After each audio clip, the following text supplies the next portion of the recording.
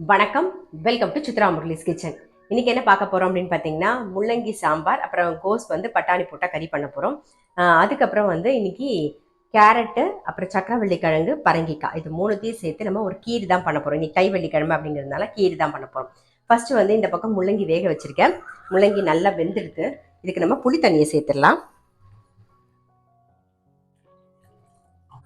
மஞ்சள் பொடியும் போட்டுருவோம்.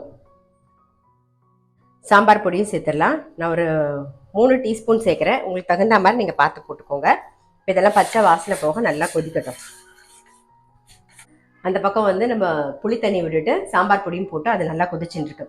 இந்த பக்கம் பேனில் வந்து எண்ணெய் விட்டுருக்கேன். நம்ம வந்து கோஸும் பட்டாணி போட்ட கறி தான் பண்ண போகிறோம். அதுக்கு கடுகு உளுத்தம்பருப்பை தாளிச்சிடலாம். கொஞ்சம் கருவேப்பிலை, காரத்துக்கு ஒரே ஒரு பச்சை மிளகா நல்லா காரமாக இருக்கும் அப்படிங்கிறதுனால நான் ஒரே ஒரு பச்சை மிளகா போடுறேன். இப்போ கட் பண்ணி வச்சுருக்கிற கோஸை சேர்த்துடலாம்.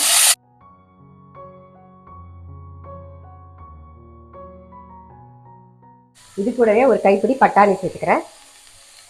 தேவையான உப்பு போட்டுடலாம். உப்பு சேர்த்துட்டு நல்லா மிக்ஸ் பண்ணிவிட்டு அப்படியே மூடி வச்சுருவோம். இந்த பக்கம் வெந்துட்டு இருக்கட்டும் கோஸ். இந்த பக்கம் முள்ளங்கி சாம்பாருக்கு வந்து நல்லா புளி தண்ணியோட பச்சை வாசனை போக நல்லா கொதிச்செடுத்து இப்போ தேவையான உப்பையும் போட்டுருவோம். போட்டுட்டு இந்த கரண்டியில் 2 கரண்டி தோரம்பருப்பு வேக வச்சு வச்சுருக்கேன். கொஞ்சம் மஞ்சள் பொடியும் பெருங்காயமும் போட்டு அதை சேர்த்துக்கலாம். நம்ம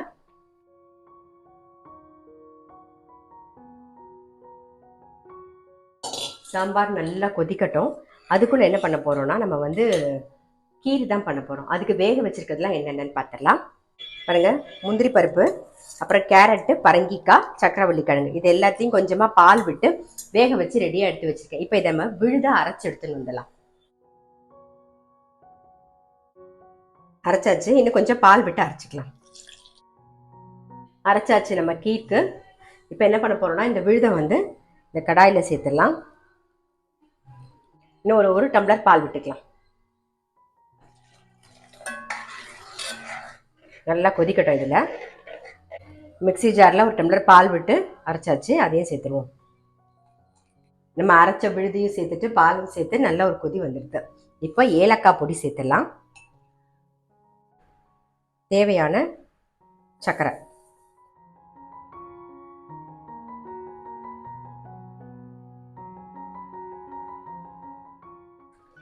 ஏலக்காய் பொடி, சக்கரை சேர்த்து நல்ல ஒரு கொதி வருது. ஸோ நம்ம வந்து என்ன பண்ண போகிறோம்னா, இதை ஆஃப் பண்ணிட போகிறோம். இதுக்கு மேலெலாம் ரொம்பலாம் கொதிச்சு அப்படிலாம் வரணும்னு அவசியம் கிடையாது.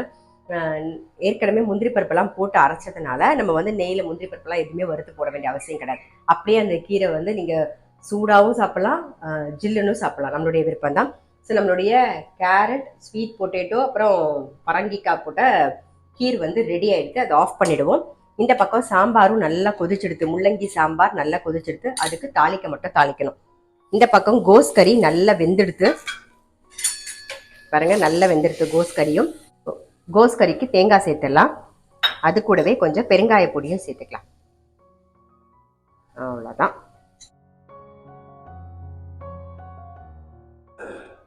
சாம்பார் தாளிக்கிறதுக்கு நல்லெண்ணெய் ஒரு ஸ்பூன் விட்டுக்கலாம். எண்ணெய் காஞ்செடுத்து கடுகு, வெந்தயம் தாளிச்சிடலாம். கொஞ்சம் கருவேப்பிலை. அவ்வளோதான், நம்மளுடைய முள்ளங்கி சாம்பார் ரெடி.